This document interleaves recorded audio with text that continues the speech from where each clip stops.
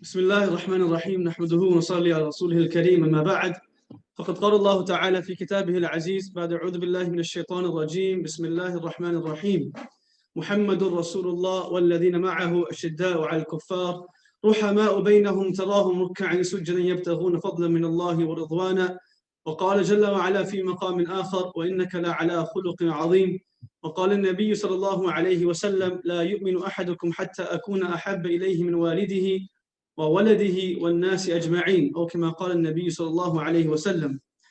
My brothers and sisters, the great legend Imam Muhammad al-Ghazali rahimahullah once said that there are three reasons why individuals love in this world.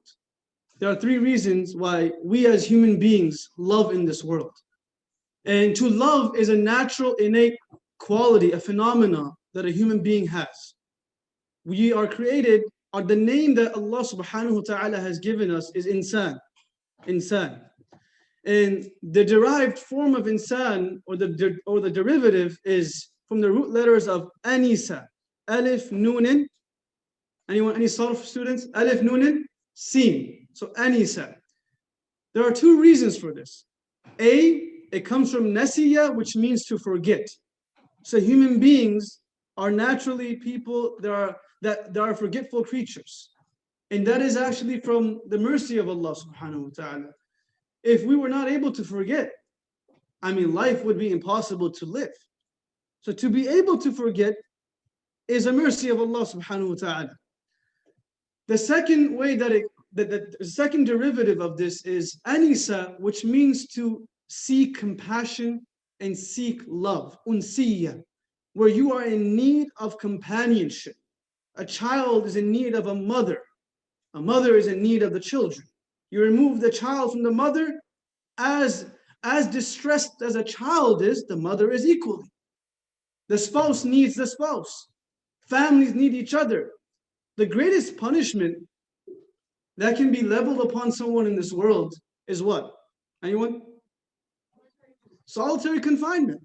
There's nothing worse than solitary confinement. Like, ask those people who have spent even a night in solitary confinement how they feel. They're never the same. Why is it such a harsh punishment? Because he or she has been removed from their natural disposition, which is to acquire and to receive compassion and love from other individuals. If that is removed, the extension of that, or the reaction of that, is depression, difficulty, and struggles. So the human being needs to love, but we love for three reasons. We love for three reasons. The first reason why we love, and you know what? I know some people have heard my Shamaail session before as well, so I'll let you guys guess. Why do we love in this world? And those that are online can also, I know Sheikh Abdullah wanted this screen. Like, I had to argue with him, say, Bajan, I really don't want this screen here. It blocks the decor. The team, like, no, we don't want it. But Sheikh Abdullah really wanted this screen because he wanted to look at those that were online. So he's really worried about making sure that people that are online are having a good time. So inshallah, all of you are having a good time. So what are some reasons why we love? Anyone can just say it. Anything? You raise your hand if you want, and I can pick you, or you can just say it out loud. Do you guys not love? Come on, go ahead. Good feelings. But why do you fall in love with someone? Go ahead. To get love back? Okay, that's good. What else? That's good too. You're inspired by them? Okay. Yeah, some inspirational people. Go ahead. So what? I didn't hear that. For the jamal, for the physical beauty. For physical beauty. So the first reason, and it's not in order, Imam Ghazali rahimahullah says, is number one, we love because of physical beauty. We love because of physical beauty, which is known as jamal, right? So a person, if they like cars, like I like cars, and a lot of you like cars, whatever you like. If it looks beautiful, it'll catch your eye, right? And you want to look at it for longer. And beauty is in the eye of the beholder. We are not the ones that dictate what is beautiful and what is not beautiful. But beauty attracts love. It creates love. It creates a sense of companionship. So the first reason why we love is beauty. The second reason why we love is because of internal qualities. So some may be individuals that are beautiful externally, but are devilish internally. right? They may have the best physical appearance, but from the inside, their hearts are dead. And there are many people that are like that. Imagine having a very beautiful car. It has a best paint job, it has the best rims on, it has everything, but there's no engine inside. There's not much you can do with that car except to show it off. Similar is the case with individuals that can flaunt their beauty to people and that can present themselves to individuals, but internally they're completely dead. How much benefit can that individual really give to society? How much value does that person truly hold? Very less. Because all they can do is be standing there or sitting there, and just that's where it ends. But when you ask them to bring value to the community or to the society, their heart is dead. So Imam Ghazali says the second reason why we love is because of people's characteristics, their generosity, their humility, their modesty, their kindness, their respect. How many relationships do we have in this world where we thought it would work out and the person looks good or they seem nice, and when we get deeper into the relationship, that individual becomes arrogant or they start becoming rigid with their tongue. All of these are internal diseases. So number two is internal qualities. And number three is we love people based upon how much they also love us. We love people based upon how much they also love us. If the other person doesn't love us, that's not called love anymore. That's called junoon. That's called going crazy, like Layla and Majnoon. But love is reciprocal. You only keep a relationship because the other person is also holding up their side of their end of the spectrum. If they're not, then sooner or later that relationship will start to falter. There will be miscommunication. There will be holes that dig deep into that relationship because the other person is not doing their job. How many times have we heard this? What have you done for me lately? What have you done for me lately? Like, okay, I mean, what does lately really mean though? Like, it's very subjective. Is lately 1 week? Is it 1 month? Or is it the last hour? So the child loves the mother because the mother loves the child. The father loves the son and the son loves the father because they're receiving it from both ends. The spouse loves the spouse because it's happening from both sides of the spectrum. He ends off this discussion, and the reason why I'm saying all of this is to just rationally make more sense on why we love the Prophet ﷺ.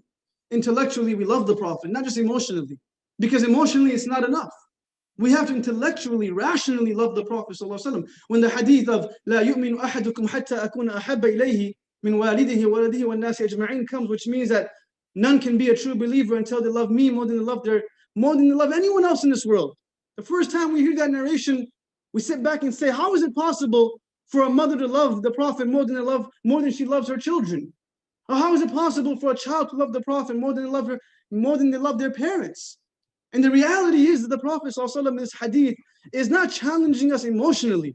He's challenging us rationally. That you have to love me more than you love anyone else when things conflict with each other. When a child says that the Prophet is not the best person in the world, when a child says that I don't believe in the Sunnah of the Prophet ﷺ, or when a son or a daughter throws the Quran, it doesn't matter who it is. That love for the Prophet and that love for Allah will overwhelm the love that we have for the other person. This is called rational love. If a person says that the Prophet ﷺ was like this, or he was like that, or he was like this, and he had this quality, it doesn't matter who says it. The love that is immersed in our heart for the Prophet ﷺ will speak out. And he will say, oh child, oh husband, oh wife, I love you, but you can't say that about my Prophet. That's not acceptable. Not on his name. You can't say that. So it's a rational love. It's not just an emotional love. Yeah, in due time, it can transform into an emotional love. So he ends this discussion by saying, if we love based on these three reasons, physical beauty, internal qualities, and what? What's the last one? What's the last one, everyone? Based on how much the other person loves us. He says, can you tell me any individual in this world that possesses these qualities at a higher epitome than the Prophet ﷺ, at a higher apex. He was the most beautiful when it came to his physical beauty. He had the best internal qualities. No one could match his internal qualities, and we'll speak about that on another day of Shamaail. And when it comes to loving us, he loved us more than our parents loved us. He loved us more than anyone can love us. One day he's sitting with Aisha radiallahu anha, and as he's sitting with her, he says to his wife, "Would you like it for me to make dua for you?" And the wife gets very happy. She says, "Yes, please make dua for me." Like, imagine if a husband says to his wife, "Would you like it for me to make dua for you?" She's like, "Yeah, but I still want this too." Right? Like, imagine a wife says, "I want to make dua for you." It's like, "Yeah, I'll take your dua, but I still want the other thing that I'm asking for." Like, our father, when we were young, he would motivate us. He said, "Do this and I'll buy you a gift." And when it would come time to buy us a gift, he would say, "Yeah, I made dua for you." I'm like, "Abu Ji, that's not enough. We still want that too." And he will still get it for us. But the idea was to place it in our mind that there's nothing better than dua, and there's nothing better than asking from Allah subhanahu wa ta'ala. Nonetheless, he's sitting with his wife and he says to her, "Would you like for me to make dua for you?" And she says, "Yeah." And he makes this beautiful dua where he says, "Allahumma aghfir Aisha radiyallahu anha ma taqaddamaha wa ma ta'akharat wa ma a'lanat wa ma asarrat." Oh Allah, forgive all the sins of Aisha, the ones that she has done in the past, the ones that she will do in the future, the ones she has done secretly, the ones that she has done openly. Forgive all of her sins. Now Aisha radiallahu anha had her head in the lap of the Prophet ﷺ when he was making this dua. When the dua finished, she got up. And she had a big smile on her face. And the Prophet ﷺ said to her, you go to Hussein? Want to sit here? Come. You want to go back? What do you want to do? That's fine. We can sit here. Fatih, you got her? This is Mufti Abdul Rahman's son. Say mashallah. Yeah, he just, he has the Waheed blood in him, so it is what it is. You got to go, big guy. Okay. So she starts getting really excited, and the Prophet says, "Atasurruka du'a ya Aisha? Did my dua make you happy? Like, you look very excited." And she says, "Yes. Why would your dua not make me happy? It was such a beautiful dua." The Prophet says, "Hadihi da'watan." This is the same dua that I make for my ummah every single day, 5 times a day after salat. I just made it for you once. But this same supplication I make for the people of my nation 5 times a day. Man, can there be a person that has such non-reciprocal love in this world? Like, it's non-incentivized. Every relationship we have is incentivized. There's a give and take.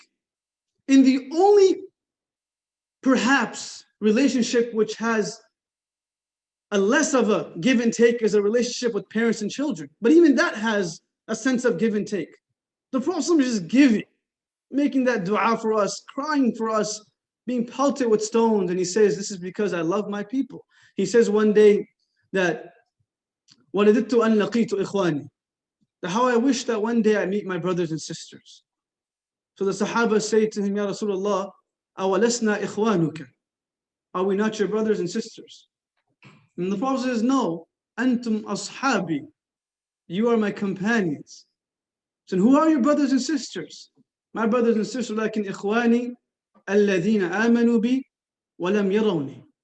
My brothers are those people and my sisters are those people that believed in me despite the fact that they never saw me. They never saw me live in Medina or Mecca, but they love me so much. Those are my brothers and sisters.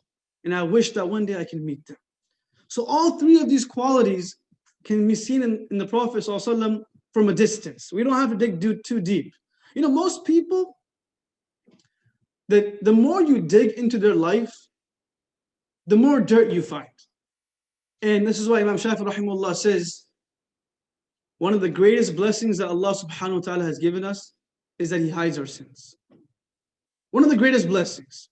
He says that, لَأَبَى السَّلَامُ عَلَى مَنْ تَلْقَانِ.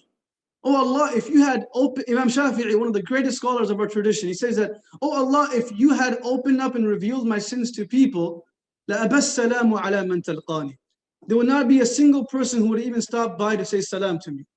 نَشَرْتَنِي فِي الْعَالَمِينَ مَحَامِدُ حَتَّى جَعَلْتَ جَمِيعَهُمْ إِخْوَانِ. But you've showered me with your blessings and mercy to such an extent that everywhere I go, people turn to me and say salam to me. And he reminded himself continuously that this is not due to his self-righteousness, but rather is due to the covering that Allah subhanahu wa ta'ala has blessed him with. So the more you dig, the more dirt you find. But the Prophet's life is the opposite. The more we dig, the deeper we go, the more we fall in love with the Prophet sallallahu alaihi wasallam, because there's so much there. So these three qualities is what we will try to focus on in the few Shamaail sessions that I have, and other instructors will go over other parts of the Shamaail. So we continue from there, and the quality that we'll be talking about today is the physical beauty. What does the word Shamaail mean? It comes from the root letter of Shamla. Shamla means characteristic, quality, innate quality, and a quality which is a habit within the Prophet ﷺ, because an act is also recognized as a sunnah, right? There's sunnahs, but Shama'il is that which was a natural quality that the Prophet ﷺ always had, and he kept it, right? It was the way he spoke, the way he wrote, the way he ate, the way he woke up, the way he walked. All of these are not necessarily sunan, even though by extension they are the habits of the Prophet ﷺ. This is why Imam Ghazali says, bring a quality into your life to such an extent that regardless of how great that quality is, you do it with such consistency that you yourself will stop recognizing the greatness that you have. In the sense that this will bring you sincerity. You know a person that drives a Lamborghini? Anyone drive a Lamborghini? If you do, then sponsor a few students, okay? No, but if a person drives a Lambo or a nice car and they're on the stoplight and everyone's like, damn, look at that car, man. It's like everyone's staring at that car. But the person that is driving it, it's what? It's a adi. It's like, I drive this every morning. I get out of my garage, I drive it. It's like the Toyota Camry for Daisies. Like, it's nothing unique. This is what we got, right? He doesn't think it's a big deal. She doesn't think it's a big deal. Similarly, a person that brings it into their life to be generous, when they give money, they don't think it's a big deal anymore because it's second nature to them. They don't have to turn the switch on and turn it off. It's innate within them. When a person wakes up for tahajjud and he puts his head on the ground and cries to Allah subhanahu wa ta'ala, when they do with such consistency, it doesn't seem like it's difficult or strange, but rather it becomes synonymous to who they are. And that is what sincerity is. When the greatness of the act is something that you yourself are unaware of, not because of negligence, but rather due to simple sincerity. Right? So what? So what if I give money? So what if I pray tahajjud? Yes, I know it's good, but I don't think of myself to be great. فَلَا تُزَكُّوا أَنفُسَكُمْ. This is because of Allah subhanahu wa ta'ala. So these qualities were natural in the Prophet ﷺ, but he had to nurture them and nourish them for them to become second nature. You know, someone says something bad to you and you want to respond you really want to respond like, ooh, and you're clenching your teeth, right? The more you do that, there comes a time where you don't even have the need to respond, right? But it takes time to get there. It takes time to get there. It takes practice. That's what Shama'il is. Imam Tirmidhi rahimahullah, his book is, like his work is the work that we're going to be going through. The book of Imam Tirmidhi rahimahullah, it's called Shama'il Tirmidhi. For some reason, my thing is not going forward. A second, share it again. Okay, there you go. So, Imam Tirmidhi rahimahullah's book, I don't have time to speak about him because Shaykh's on his way back. So let's go to the physical beauty of the Prophet ﷺ. There's one narration that I'll share, and inshallah we'll bounce off that. When it comes to the physical beauty of the Prophet ﷺ, it's perhaps all of yours and mine, like favorite topic, because we really get to know how the Prophet ﷺ looked. And it's from one of the wisdoms of Allah subhanahu wa ta'ala that he has secured and protected the physical look of the Prophet ﷺ without a single picture of him in this world, without a single statue of him, without a single picture of him in this world. They keep depicting Isa alayhi salam because they want to make sure people know how he looks. But little do they know that the Muslims know how the Prophet looks, and that picture resides in their heart. It's from the wisdoms of Allah. Why? Because the fact that we know how the Prophet looks allows us to fall in love with him at a deeper level. At a deeper level. How did he look? What was his face like? What were his hands like? This narration depicts it in detail, but just an overview of the Prophet ﷺ. There were more than 33 people. Ibn Hajar rahimahullah says there were more than 33 individuals who accepted Islam just by looking at the Prophet ﷺ, just by seeing him. No words, no Quran. There's nothing, just by seeing him. You know, Hassan ibn Thabit radiallahu anhu says, لو لم تكن له آية مبينة لكان منظره يأتيك بالخبر. He says that if the Prophet ﷺ sat on a chair his entire life, didn't speak, no wahi, just sat there, he's not saying this is what happened figuratively, saying that if he didn't say anything, he just sat on a chair his entire life, لكان منظره يأتيك بالخبر. Just his face and his body would be enough for you to know that this man is special. Just by looking at him. Because Allah made him in such a beautiful way. Hassan ibn Thabit says, perhaps one of the most beautiful poems that have ever been written about the Prophet's beauty, where he says, وَأَحْسَنَ مِنْكَ لَمْ تَرَ قَطُّ عَيْنٍ وَأَجْمَلَ مِنْكَ لَمْ تَلِدِ النِّسَاء خُلِقْتَ مُبَرَّأً مِنْ كُلِّ عَيْبٍ كَأَنَّكَ قَدْ خُلِقْتَ كَمَا تَشَاءُ. He says, O Prophet of Allah, no eye has ever laid on a person more beautiful than you. أحسن منك لم تر قط عين وأجمل منك لم تلد النساء. No mother can ever give birth to a child more beautiful than you. خلقت مبرأ من كل عيب. You have been created free from all defects. كأنك قد خلقت كما تشاء. As if you requested Allah subhanahu wa ta'ala to make you in a certain way, and Allah made you exactly just like that. As if you told Allah, oh Allah, please make my nose like this, and Allah made your nose like that. As if you requested Allah, oh Allah, make my height like this, and Allah gave you that height. Free from all defects. Aisha radiallahu anha says in a beautiful narration that the women of Yusuf that cut their hands, when they saw Yusuf, they cut their hands, but wallahi, if they saw my Habeeb, they would have cut their hearts off. لَقَطَّعْنَا قُلُوبُهُنَّ. That's how beautiful our Prophet was. And how is that beauty manifested? How does that really look? There was a Sahaba by the name of Tufail ibn Amir al-Dawsi, radiallahu anhu, and you'll learn about him maybe in the second or third day of the Sirah Intensive. He comes in the 10th year of Nabuwah to Makkah al-Mukarramah, and he was a leader of his tribe, Daws. So the leaders of Makkah tell him that there is a man here by the name of Muhammad sallallahu alaihi wasallam. Don't go near him, don't listen to him, don't indulge with him, don't communicate with him. Just stay as far as you can from him. This man is crazy, na'udhu billah. He will make you go crazy. So Tufail ibn Amir, what he decides to do is put cotton balls inside of his ears. And he starts doing whatever he was there for, his business and his tawaf. He starts doing it with these cotton balls inside of his ear to avoid hearing what the Prophet is saying. But as he's doing tawaf and as he's circling the Kaaba, because there was tawaf even prior to Islam coming into existence, because it was there from Ibrahim alayhi salam. Nonetheless, as he's doing tawaf, he sees that there's a man around the area of Maqam Ibrahim. And that man is standing there around that area of Hatim, Maqam Ibrahim, there are different narrations. And as he's standing there, he is praying and he's reading something. And every time he goes around, his eyes can't get off him. He keeps staring at it.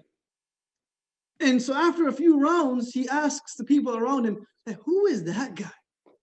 And they say, na'udhu billah, hakada majnoon. This is the guy that we were referring to that is crazy, na'udhu billah.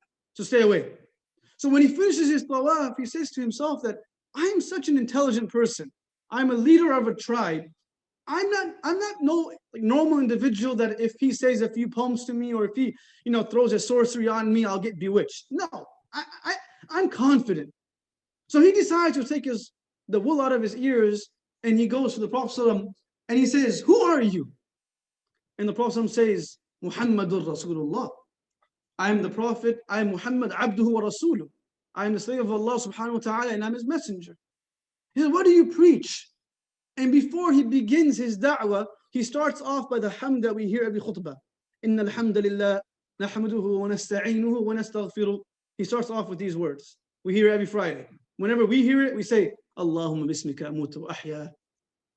If you don't understand that joke, that means it took you guys a minute. You read the dua of going to sleep, because whenever the khatib starts, Bismillah, right? So nonetheless, he hears the Prophet recite this, and he says, O Prophet of Allah, give me your hand. I don't need to hear more.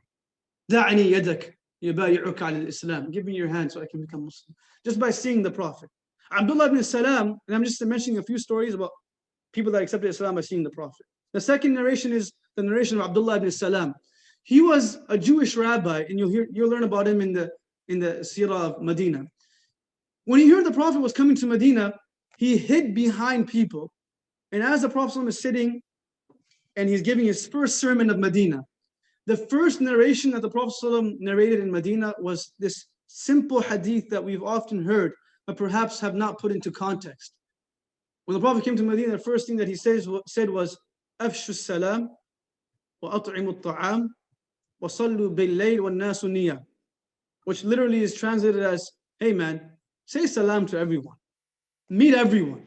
There's muhajirin, there's ansar, there's different tribes. Just meet everyone. And at'imu ta'am, serve people. Serve people. Sayyidul qawmi khadimuhum. That the leader of the people is the one that serves people. Serve people. And third, pray at night when people are sleeping. So he hears this from the Prophet and he's touched. Like, wow, those are deep words. And then he's looking at the Prophet from a distance. And the Prophet is very smart. He knows what's going around him. He's in tune with what's happening. So he notices him, and Abdullah ibn Salam keeps coming closer and closer from the side. And as the Prophet sees him coming closer, he says, just come here. Come in front. You want to see me? Get the front row view. Look at me. So Abdullah ibn Salam comes in the front, and he looks at the Prophet and he goes behind him. And the Prophet says, I got you, 1 second. He uncovers one of his shoulders where the seal of the prophethood was, and he sees the seal, and he comes around and he says, Wallahi hadha al-wajh la yakunu wajh al-kadhib. This face can never be the face of a liar. This face can never be the face of a liar. He said, I'm ready to accept Islam. Just by the peace and serenity the Prophet's presence brought. It wasn't just his physical beauty, it was the presence that he brought with it. Nonetheless, the narrator, this hadith is a beautiful hadith. Inshallah, we'll quickly go through it with the limited time that I have left. I think I have about 20 minutes left. This hadith is narrated by Hassan radiallahu anhu, the grandson of the Prophet ﷺ, right? So he was only 7 years old when the Prophet passed away. You know, we hear a lot of narrations about them, but they're only 7 years old and 6 years old respectively. So a 7-year-old kid, how much does he really remember, right? So he says that for a long time, I was hoping to meet someone that could describe to me the physical beauty or the physical features of the Prophet ﷺ. I was just waiting for it. Finally, I met my uncle, whose name was Hind Abi Hala. And I went to him and I said, Sa'altu khali Hind Abi Hala wa kana wasafan. And this man was very good at describing. You know, some people are like very articulate in describing how people look. Every auntie in the community, right? And some people are really bad at it. Like, oh, you know, they went for a marriage proposal. How does that person look? You know, like they got 2 eyes. You know, they're like, they have 2 ears. Okay, no. How do they look? I mean, I didn't really see anything else. So why'd you go for it, right? But some people, they see every speck on the face, right? Like, you know, Rehan has an HD camera, but mashallah, some aunties and uncles have much better cameras. Nonetheless, this guy was wasafan. He would be able to describe something to the T. So he continues and he says, so he starts, imagine someone asking you to describe someone that is a very special individual who is blessed with many qualities. The challenge with that is, which quality do you start with? Which quality do you start with? People like us we're so shallow. So if someone wants to describe us, it's very easy. We only have 1 or 2 qualities that stand out anyways. That person is kind, or they're generous, or, you know, they're very helpful. That's all we got. We don't have much, right? On our resumes, we got a lot, like, right, you know, a whole paragraph. But in reality, you know, we're shallow people. But imagine having to describe the Prophet ﷺ, which quality do you start with? It's not an easy task. He starts off with something very beautiful. He says, كان رسول الله صلى الله عليه وسلم فخما مفخما. That the Prophet ﷺ was فخما مفخما means he was naturally an honorable person. he never put himself in a situation where he compromised his position. He never put himself in a situation where he compromised the message that he was given. We are people that walk around with the flag of Islam on our shoulders. It doesn't matter if I'm working or if I'm in the masjid or if I'm, striking a business transaction. I am a representative of the Prophet ﷺ. That message cannot be compromised. One can say that, no, who am I to represent the Prophet? But Allah has already told us, إِنِّي جَاعِلُكَ لِلنَّاسِ إِذْ قَالَ رَبُّكَ لِلْمَلَائِكَةِ إِنِّي جَاعِلٌ فِي الْأَرْضِ خَلِيفَةً. Every one of us are an ambassador. So the way that I do business, the way that I deal with my spouse and my family, my children, the people around me, is an extension of what Islam is, right? And one of my teachers once said that the problem is not Islam, the problem is how we represent it. The problem is how we represent it. There was a survey that was done about 3 years ago, and I always quote the survey, which said in America, 88% of Americans say they've never met a Muslim. Get out of, no way. That's impossible. But you know what it is? What is it? When they meet them, they don't know they're Muslim. The person serving them coffee at Starbucks is probably Muslim. The person that was doing their surgery was probably Muslim. The person that sold them that car was probably Muslim. But we reflect all of our good qualities to ourselves, in our culture, and who we are, in our upbringing, in our family. The good qualities that we have, we always make that a reflection of who we are. Yeah, it's me. And all the negative qualities that we have, it's because it's Islam. It's the opposite. Any good quality that I have in my life is because Islam put it in my life. If I'm kind, it's because I'm Muslim. If I'm humble, it's because I'm Muslim. If I'm generous, it's because I'm Muslim. If I'm helpful, it's because I'm Muslim. If I have a soft tongue, it's because I'm a Muslim. And everything else is part of my nature. If I have a rough tongue, or if I'm not generous, it's not because of Islam. Then it's an extension of my natural qualities, which we have to work on. Reflect the good that we have to the Prophet in Islam and the bad that we have to ourselves. And then the beauty of Islam will be shown to people. Not that, alhamdulillah, I worked on this for a long time, so I'm better at it. No. It's because Islam put it into my life. Fakhman mufakhaman means he was naturally an honorable person. And mufakhaman refers to the fact that anyone that would be around him, he would also make them feel honorable. There are two types of people in this world. And I'll just use the example of like workers. You have one employee that can walk into their job and be very good at their job. And they clock in at 9 a.m., clock out at 5 p.m. They do an absolute, they have an absolute amazing work ethic. They're doing a good job. But at 5 p.m. they leave. They do their job, but they help nobody else. Their job is done, but they help nobody else. And then you have a second person who clocks in and clocks out also at 9 a.m. to 5 p.m. But when they're doing their job, they're also helping out everyone else around them. Right? In sports, you have a player that's good, but he can't make the players around him good. Then you have those players who are good and can make those players around them good as well. Which one would you prefer? The one that can raise the bar for everyone around them. So we may have good qualities, but what is a talent? And I really believe this. What is a talent if the talent can only benefit you and your family? Like, what is it, man? Like, what is a skill if that skill is only limited to the scope of yourself and your family, and myself and my family? وَأَمَّا بِنِعْمَةِ رَبِّكَ فَحَدِّثْ. Allah subhanahu wa ta'ala says that if you have a blessing in your life, if you have a talent, that talent should be used to help other people, to make their lives better, to reach out to them. It's not really a talent if you can only help an individual. That's a selfish way of living. So mufakhaman means that not only would he help himself, but everyone around him would be raised. That same person who was treated like a slave for years has now become the mu'adhin of the Prophet ﷺ. That same individual that society would not look at twice has become the flag bearer for Uhud. How does that happen? It's because the Prophet ﷺ made these people feel like they're valued. He made them feel valuable, that you also have something to bring to society. And he didn't change them. He didn't tell Umar to become soft and tell Abu Bakr to become harsh. He left them as they are, but redirected their energy towards Islam. Just use that for the sake of Islam. You have a passion, use it for the sake of Islam. How did the Prophet, in Ibn Hajar talks about this, he says, inshallah after there's no more tangents. He says, how did the Prophet ﷺ bring the best out of every companion of his? We have 3, 4 children. We can do it with 1 or 2, but we struggle with the 3rd and 4th. How was he able to do it with all of these companions when they came from different countries, different ages, male and female, different scopes, different talents? How was he able to use every single one of them? How? And there's only one answer. Because he spent time with them and he recognized their greatness and their qualities and he pushed them towards that quality. A mother or a father can push a child towards a specific thing, but it's not working because that's not what they like. But the parents don't know that because they don't spend enough time with their children.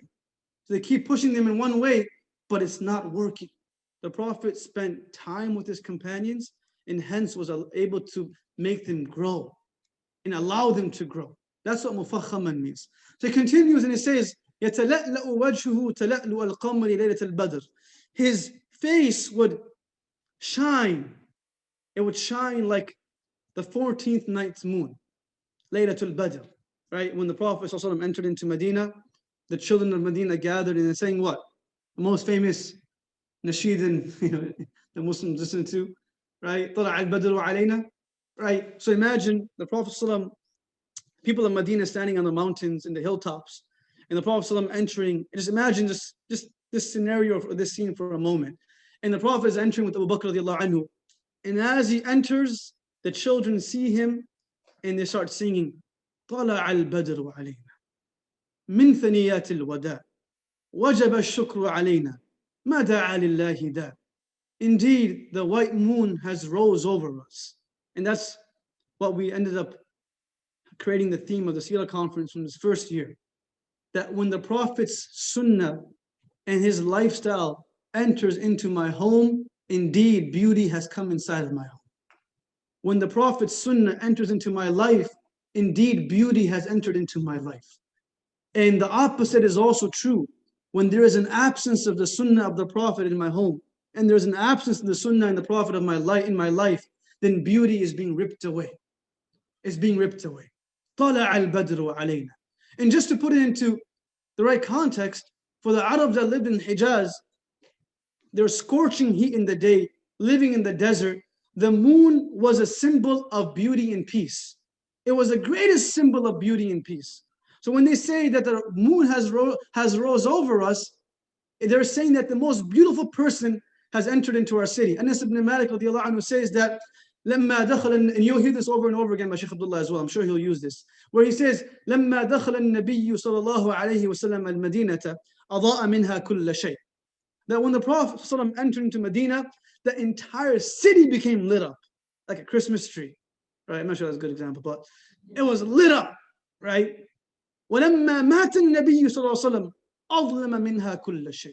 In the moment he was taken from this world, it was as if all the light of the city had been drenched out and had been ripped away. The Prophet coming into the city brought light, and the Prophet leaving the city took away the light. يَتَلَأْلَأُ وَجْهُهُ. His face would shine. He continues and he says, أَطْوَلُ مِنَ الْمَرْبُوعِ وَأَقْصَرُ مِنَ الْمُشَدَّبِ. He was taller than a short person, but shorter than an extremely tall person. So he was of moderate height, but he wasn't short. And this is beautiful because a person that was short didn't have to strain their neck to look up, and a person that was excessively tall wasn't able to look down on the Prophet like this, like in order to like hover over him. And so he was the perfect height. And Sahabas narrate that even when the Prophet ﷺ would be amongst Sahabas, it was as if he was taller than all of us. So he had this, whenever he was with people that were tall, it was as if Allah subhanahu wa ta'ala gave him more inches, or like he never looked like he was shorter than people. He was always a medium height, and that height, a little taller than a medium height, I would say.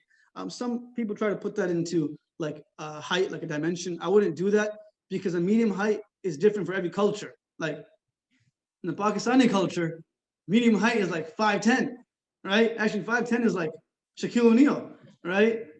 I'm like 6'2". No, I'm not. Every time I say that, you have people that know me like, you're not 6'2", Sheikh, you're like 5'7". I'm not that short either, relax. But he was medium, he was at a height that was perfect for him at that time. So no one would struggle to look up and no one would strain their neck and look down at the Prophet ﷺ. It was perfect. There's a beautiful narration by Anas ibn Malik where he says, referring to the beauty of the Prophet ﷺ, where he says, whenever the Prophet would sit in front of us, every single one of us would have two conflicting thoughts in our mind. One was to what?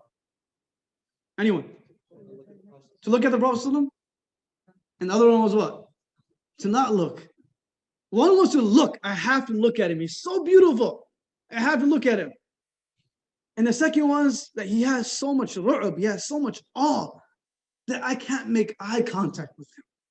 So he says the way that we would work is whenever he would look away to the other side, we would all look up and take our glances. And whenever he would look back at us, we would lower our heads out of respect. And we would continue doing this. He says that إِذَا دَخَلَ النَّبِيُّ صَلَّى اللَّهُ عَلَيْهِ وَسَلَّمَ فِي الْمَسْجِدِ, when the Prophet would enter into the masjid, every single one of us would have our heads lowered out of honor and awe of the Prophet ﷺ. And there would only be two individuals that would dare to look up. Who were they? Abu Bakr and Umar radiallahu anhuma. He says that when he would enter, Abu Bakr and Umar يرفع رؤوسهما, they would raise their heads. يتبسم إليهما ويتبسمان إليه. Subhanallah. He would look at them and he would smile, and they would look at him and they would smile, as if we're all good. Like they would speak with their smiles, they would speak with their eyes. Like just imagine that day where the Prophet ﷺ looks at us and he smiles at us. Oh, Abdullah, you're here? Oh, Fatima, you're here? I was waiting for you. And that smile will come only on the day of judgment. When we were nearing the Hawd of Kawthar, and the Prophet will see us from a distance and call us out by our name. And he says, oh, I was waiting for you. Why'd you take so long? Here's your water, drink it. And he will smile at us, inshallah. So he says that the only people that would smile back, the only people that would look up would be Abu Bakr and Umar radiallahu anhum. Hassan ibn Thabit, again, referring to the physical beauty. He says, when the Prophet came to Medina, Hassan was a Jewish man before Islam. He was a Jew. The Jewish leaders came to me and they said to me that, and they knew he was very quick with his tongue.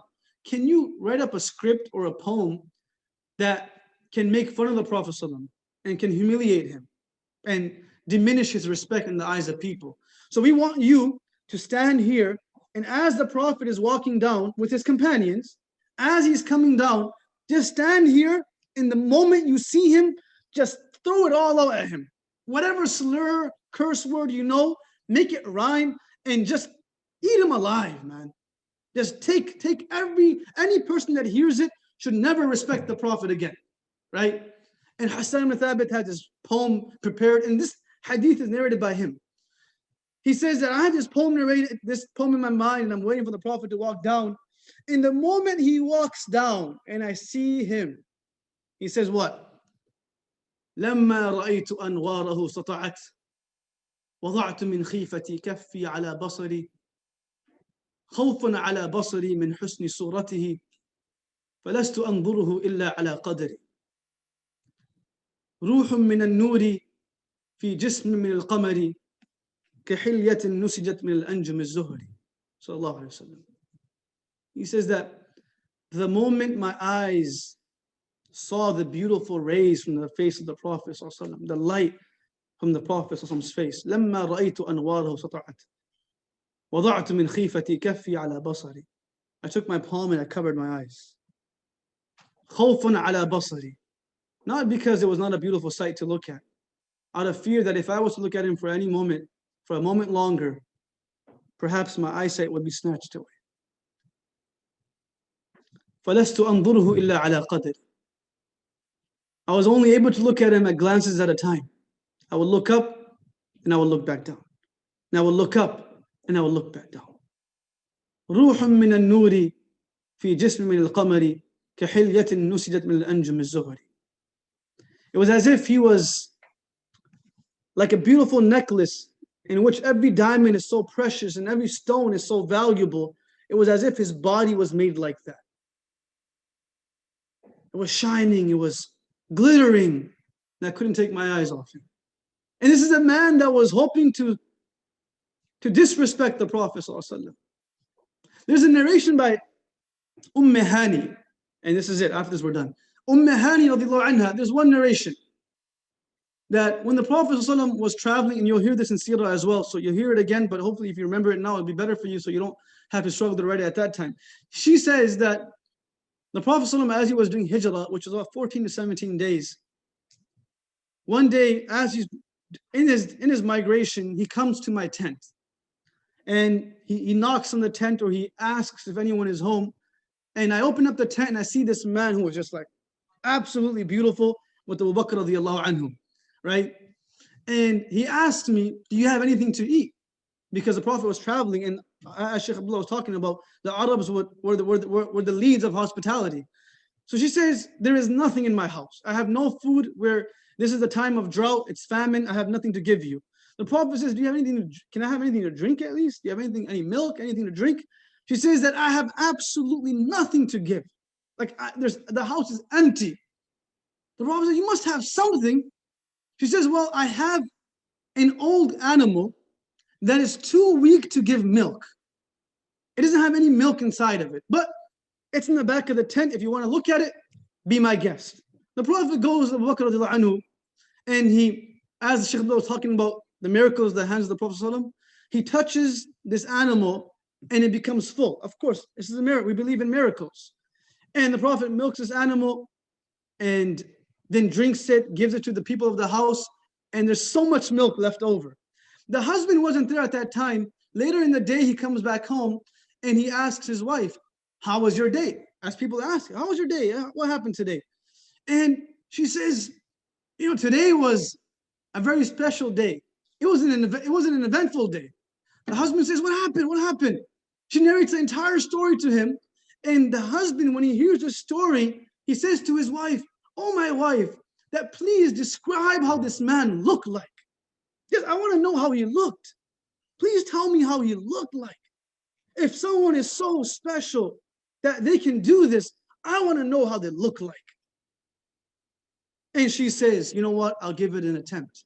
And many scholars are of the opinion that this is the most complete, concise description of the Prophet ﷺ.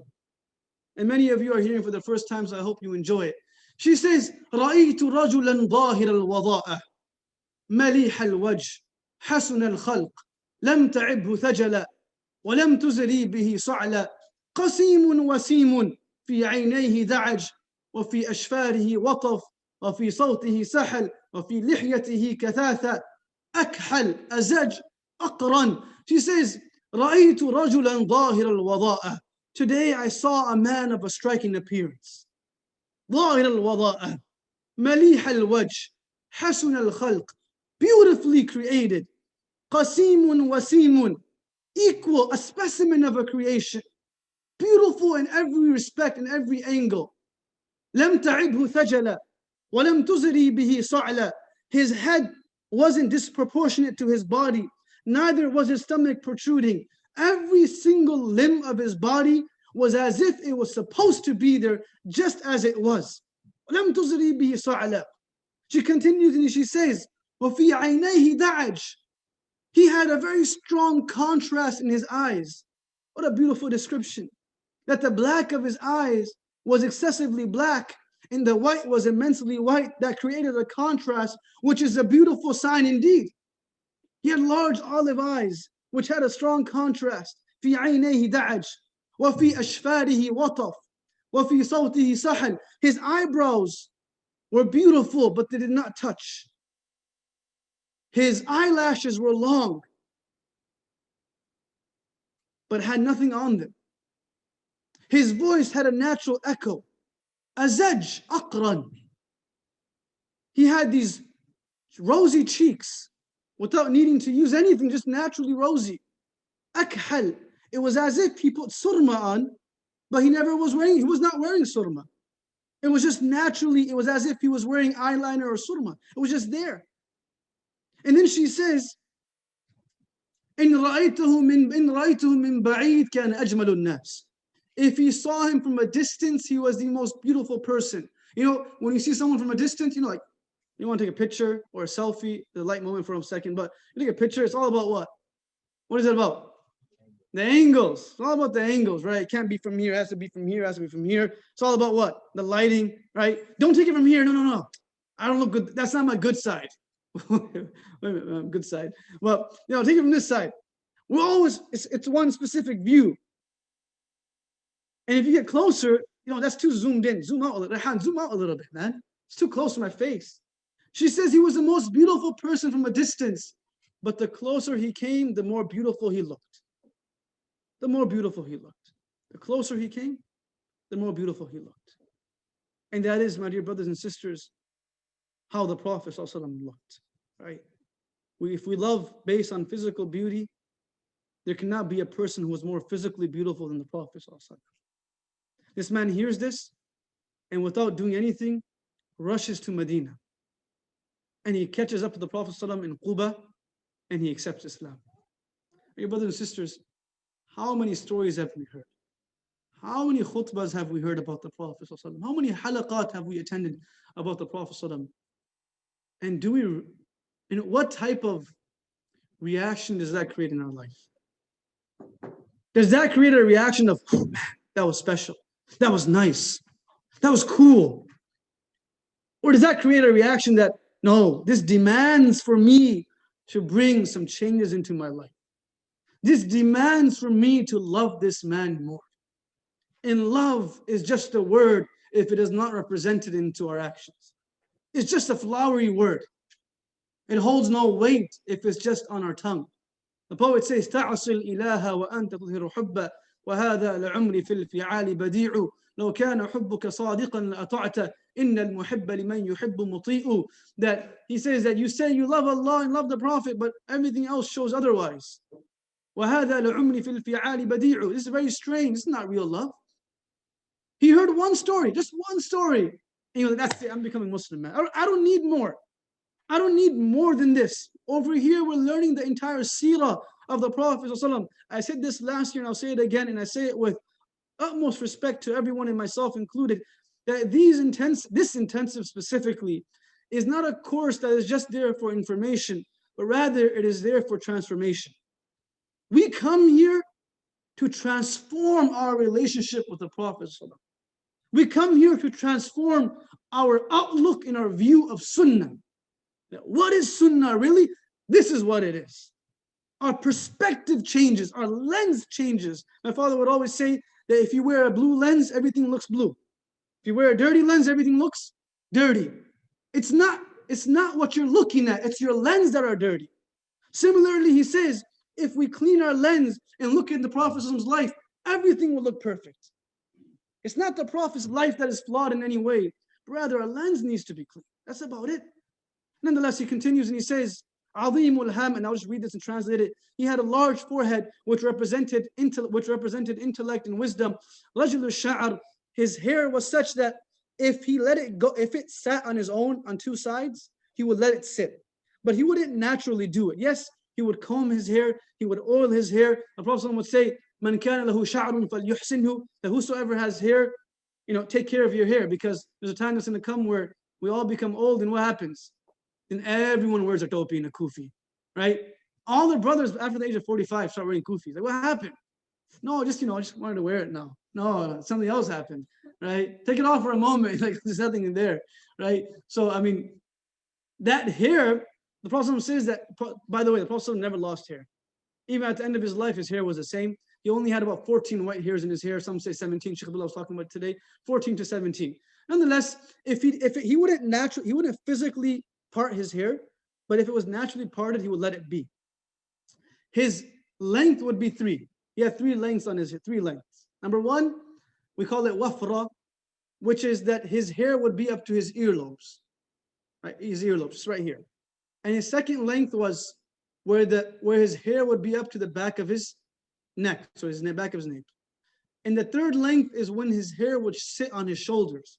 The third length was specific to travel and expeditions. He wouldn't allow his hair to touch his shoulders in a normal situation. It would always be up to his shoulders or his earlobes. So my mother, she's sitting here right now too, she always tells me, you gotta trim your hair. I said, it's sunnah. It's like, not that long. I was like, I teach Shamaail too, so I know something, right? She's like, nah, I taught you Shamaail, cut your hair. So every day she tells me, when are you going to trim your hair? Said, inshallah, inshallah, right? But inshallah, I'll do it soon. But the fact is that it would never be up to the shoulder. And secondly, for the male sitting here, it didn't mean that his hair would be long from the back. He would trim his back until the front would be as long. You understand what I'm saying, the brothers? So it wasn't that the back was long. It was that from the front, that one strand of hair would go all the way to the back. You understand? It wasn't just his back that would be sticking out. He would actually trim his back until his front would come to the back. And he himself never had uneven hair. Now, we talk about fiqh, is it good, is it not? But he himself never had it. Is it better, is it not? That's a different situation. But the sunnah was that he always has one size hair. And he only went bald when he went for Umrah and Hajj, because that's the sign of being in Umrah or Hajj. So that's his hair, right? So he talks about لا يجاوز شعره شحمة أذنيه. Generally, it would not go past his earlobe. If it did, it would be up to his neck.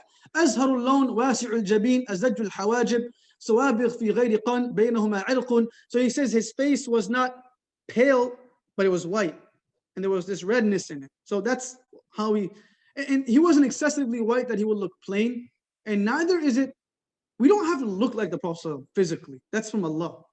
We just have to implement his internal qualities the best we can. The way he looked, none of us can ever look like him. We can try, we can imitate. The sorcerers that challenged Musa alayhi salam, scholars of tafsir like Ibn Kathir rahimahullah say that they were given hidayah because they were impersonating the way that he was dressed.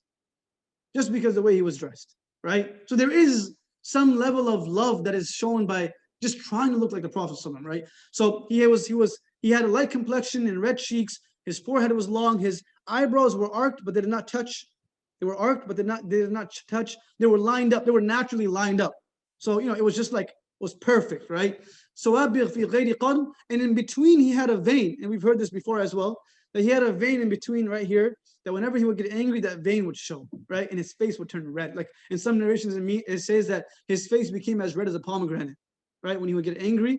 And this is also a sign of a beautiful person, that you can, read their emotions off their face. But he never said anything, but his face would become red, or his eyebrow, his vein would show. There's a narration that mentions that the Prophet ﷺ, he walked out and he saw Umar reading the Torah, right? The Torah, he was reading it. So he walks out, and the Sahabas that were around Umar, they look at the Prophet, and the Prophet's face just, became so red. And the Prophet walked back in. He didn't say anything. And this is for all of us. We're not supposed to speak when we're angry. He walks right back in the masjid, right? And the Sahaba said, Umar, Umar. The Prophet walked in and he saw you reading. He became red and his vein became apparent. He says, what? He puts his Torah down, runs inside. He says, Ya Rasulullah, why are you mad at me for? He says, what are you reading? He said, I'm reading the Torah. It's like, why are you reading the Torah? He says, because I want to learn from the nations of the past. He says, Ya Umar, wallahi, if Musa was in my nation, he would be a follower of me. He would have to follow me. My Quran is enough for everything. Yes, for comparative studies, there's no harm in reading any other book, but the Quran seals everything shut. There's nothing that is more beautiful than the Quran. This abrogates everything that came before it. Just read the Quran. So he didn't say anything, but you could tell that he became upset. He continues and he says that his nose was not excessively long, but it was longer. So if someone that saw him from a distance would think that he has a long nose, but the closer you came, you would understand that it's just light that's shimmering off his nose. So he didn't have a fat nose. He had a longer nose, and he had some type of like an alkaline nose, right? Some say it was a little longer, but it wasn't long that you could tell it was long. It was normal. It fit his face. Someone's like I may have a feature on my face which looks long on my face, but if you put it on someone else's face, it's perfect. So the Prophet's nose was perfect for him, but generally in comparison to others, it was a little longer. That's how we look at it, right? And then it says, Kathul Lihya, he had a thick beard. Sahlul Khaddain, I always enjoy this one. He had, had a very nice jawline, right? A very nice jawline. It was very apparent. It was beautiful. There could never be a man that is more handsome than him, right? And his cheeks were full, right? His cheeks were full, and his jawline was very, apparent. And that's what we recognize beauty as today, right? So the Prophet had that. If there was, GQ magazine back then, the Prophet would be on it every single edition. Dhali'ul fam, he had a wide mouth. And that wide mouth, the Mufassir Muhaddithun say, is is a sign of him being able to articulate himself in a clear manner. Where Salama radiallahu anha says that when the Prophet would speak, we could count every single word that he said. That's how clear he would speak. He wasn't in a rush. He would speak slow, clear, and we could count it. Muflajul asnan, his teeth were not squished within each other. They were scattered to such an extent that you could tell that, he didn't need any work. It was perfect. Some say he had a little bit space in between his front two teeth, but the reality is that he had enough space that his teeth were not going into each other. They were not intertwining, right? دقيق المسروبة كان عنقه جيد دمية في صفاء الفضة. He had a longer neck. His neck was long, and even till today, having a longer neck is a sign of beauty, right? The most beautiful animals like giraffes and these peacocks, or I don't know what else has a long neck. Animals. Ostrich, that's what I was looking for. I don't know if it's a peacock, but yeah, ostrich, deers, right? These animals are very beautiful. Why? Because of their necks. So it's not that the Prophet had a long neck, but it was longer, and it was a sign of beauty. It says that it was as if it was covered in silver because it was fresh, and it had no bumps on them. There was no marks on them. It was a very clean neck. And it continues and it says, Badinun mutamasikun. His body was straight, like it was solid. The right word that I would use is mutamasik, means it was solid. His bones were full, his hands were full, they were full of flesh, that if you shake his hand, you would feel his softness. That's the wives of the Prophet say that ما مسست ديباجا ولا حريرا ألين من كف النبي صلى الله عليه وسلم. This narration is also from Anas ibn Malik, where they say that I have never touched any piece of cloth, maybe silk or any type of cloth, which was softer than the palm of the Prophet sallallahu alaihi wasallam. I haven't touched anything in this world which was softer than the palm of the Prophet sallallahu alaihi wasallam. And the Prophet would be the last one to let go, right? The last one to let go. He would let them enjoy it, right? He would let them hold his hand and enjoy it. Obviously, it's COVID, so you don't have to implement that. Sheikh Abdullah knows that I'm pretty lax on it, so don't tell him that. But I'm not. Those are online, like, oh my God, Miftaah. No, I'm strict. Just I still shake hands sometimes accidentally. Nonetheless, his hands were full, his elbows, his knees, his body was full, mutamasik. It was very strong and sturdy. And it says that his chest and his stomach were always equal, in the sense that for the uncles, I apologize, right? And for those that will soon become uncles, right? There is no excuse. The Prophet was 63 years old when he passed away, right? Well, Yusuf, you know how it is, right? Like to work out. So he would keep his body straight. It was always fit. Nonetheless, he says, Aridu Sadr, but that being said, he had a wide chest, right? For the brothers that try to like lift and bench stuff, he had a wide chest. When you do it, think of it as sunnah and you get reward. Don't think of anything else while doing it. Sunnah, that's it, nothing else. You don't have to put it on Instagram for it to be sunnah. You don't have to. It's not a condition that in order to implement the sunnah, it has to be online. It's good enough if you have it. Ba'idun ma bayn al-mankibayn. He had wide, broad shoulders, right? This is beauty for a man. And it says, ضخم الكراديس أنور المتجرد. And it continues talking about the chest, that he didn't have any hair. It was clean, it was clear. And I think we'll end it at this. We'll quickly go and pray Asr. Inshallah, we'll come back. Inshallah, Abdullah is a few minutes away. And we'll start, inshallah, continue with our seerah session till 5. So as a summary of today's session, we started off saying what? There are three reasons why we love. Number one, just say it out loud. Everyone say it. Number one, physical. That's not everyone, man. Come on. What was number one? Physical beauty. Number two, internal beauty. Number three, how much the other person loves us. Okay. Insan comes from how many root letters? 2. The first one was what? Nasiya, which means to forget. And the second one was uns, which means to seek compassion and love. So both of those are valid. And then we spoke about the Prophet's beauty. How many people accepted Islam just by looking at the Prophet's face?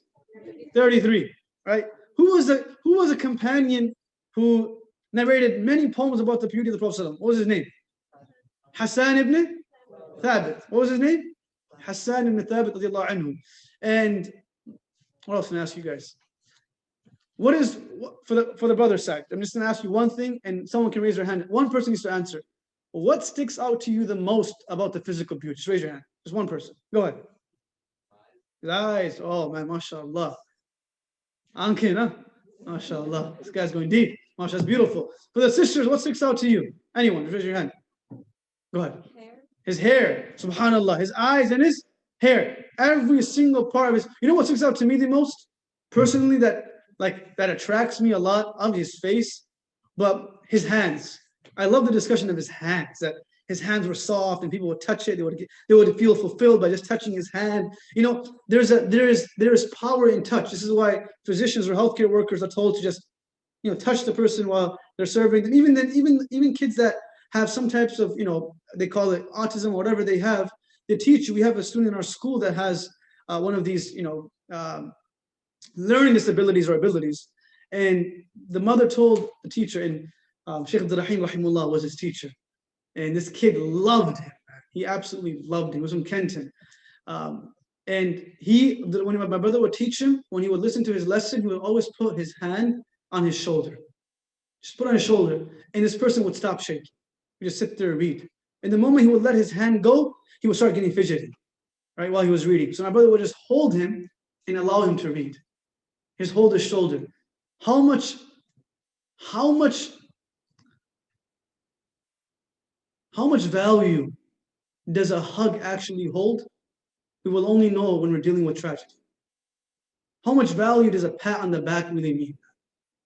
Don't wait for the person to have to tell you that they need a pat on the back or a hug. Just give it. Afshu salam. Afshu salam.